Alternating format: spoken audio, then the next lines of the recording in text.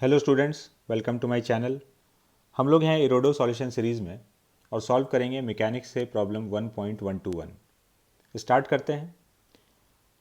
A body of mass m was slowly hauled up the hill by a force F which at each point was directed along a tangent to the trajectory. Find the work performed by this force if the height of the hill is h, the length of its base is l and the coefficient of friction k. तो situation ये है कि ये एक हिल है। इस हिल पर एक ब्लॉक को स्लोली पुल किया जा रहा है एक फोर्स एफ के द्वारा, और इसको स्लोली लेकर जा रहे हैं। और ये फोर्स एफ जो है ये हमेशा सरफेस के टेंजेंशियली एक्ट कर रहा है। तो हम लोग को बताना है कि इस फोर्स के द्वारा कितना वर्क हुआ होगा। तो सॉल्व करते हैं इसको। तो जब ये इसको पुल करके ऊपर लेके जा रहा है, अगर स्लोली पुल किया गया है इसका मतलब इसने कोई भी वेलोसिटी गेन नहीं किया है। तो इसका वर्क कैलकुलेट करने के लिए हम लोग वर्क एनर्जी थ्योरम अप्लाई कर रहे हैं।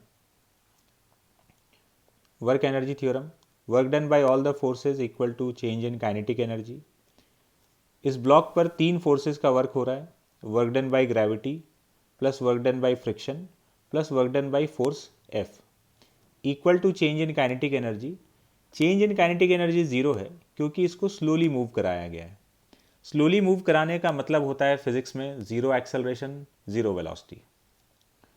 ठीक है, तो work done by force F is minus of work done by gravity minus of work done by friction.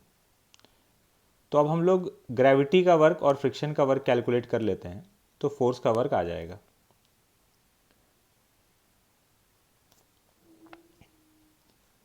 तो इस डायग्राम से हम लोग देखते हैं फ्रिक्शन का वर्क कैलकुलेट करने के लिए। तो किसी जगह पर ये हिल के किसी पॉइंट पर ये ब्लॉक रखा हुआ है अभी। तो यहाँ एक छोटा सा एलिमेंट लिए हम लोग ds। तो ये एक राइट एंगल ट्राइंगल बन गया। तो यहाँ पर इस ट्राइंगल को हम लोग शो कर रहे हैं।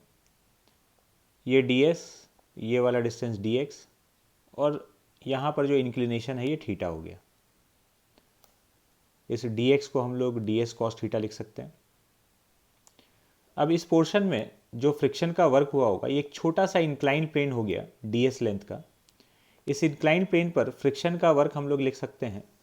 Friction opposite to the force act कर रहा होगा क्योंकि ये ऊपर स्लाइड कर रहा है। फ्रिक्शन का work is minus F into D S, और फ्रिक्शन को हम लोग लिख सकते हैं के इंटू एन, काइनेटिक फ्रिक्शन है, फ्रिक्शन कोफिशिएंट इंटू नॉर्मल। और नॉर्मल का जो वैल्यू होगा यहाँ पर इस इंक्लाइन प्लेन पर वो हो जाएगा M G cos theta. Normal is M G cos theta. तो यहाँ पर हम लोग सब्सटीट्यूट कर चुके हैं नॉर्मल को। तो ये डी डब्ल्यू एफ आ गया, small work done by friction. यहाँ पर जो डी एस कॉस थीटा हम लोग को दिख रहा है, डी एस कॉस थीटा का वैल्यू डी एक्स है। तो इस डी एस कॉस थीटा को हम लोग सब्सटीट्यूट कर देंगे डी एक्स, और अब इसको इंटीग्रेट कर लेंगे तो टोटल वर्क आ जाएगा। तो total work done by friction is minus K M G integral D X, और डी एक्स जो है वो ये हॉरिजॉन्टल लेंथ है। तो इसका लिमिट हम लोग रख सकते हैं, जब ये यहाँ से यहाँ तक पहुँचेगा तो x का वैल्यू 0 से लेकर l तक जाएगा। x का लिमिट 0 टू l। तो वर्क डन बाई फ्रिक्शन आ गया minus K M G L. Work done by gravity देखते हैं। जब ये ब्लॉक यहाँ से यहाँ तक पहुँचा तो ये h हाइट ऊपर गया है, तो वर्क डन बाई ग्रेविटी सीधा हम लोग लिख सकते हैं minus M G H. Force नीचे है, डिस्प्लेसमेंट ऊपर है, तो ये वर्क डन बाई ग्रेविटी आ गया। इक्वेशन 1 से हम लोग को मिला था कि work done by force F is minus of work done by gravity minus of work done by friction. तो इन दोनों का वैल्यू सब्सटीट्यूट कर देंगे तो ये फोर्स एफ का वर्क आ जाएगा।